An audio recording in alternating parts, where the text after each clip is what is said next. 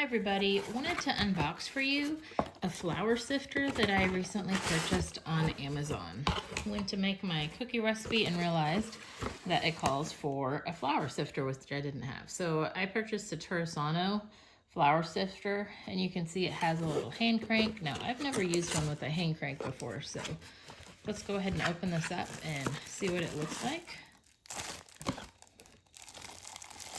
So this holds up to 3 cups. This is the size of my hand, so there you go. So it's not too terribly large. Here's the inside. What you're seeing here is the hand crank. And you can see the mesh at the bottom. Give you kind of a 360 view. Here's that hand crank with a little wooden knob. And your cups are listed here. Hopefully you can see that. 3 cups, 2 cups, 1 cup.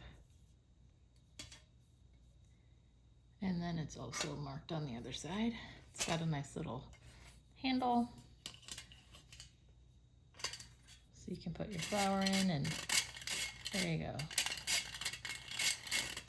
Sift away. So, all right. Well, hope that was helpful. I will go ahead and put a link to this in the description so that if this is something that you need or like and would like to purchase one, you'll know how to get yourself one. Thanks for watching.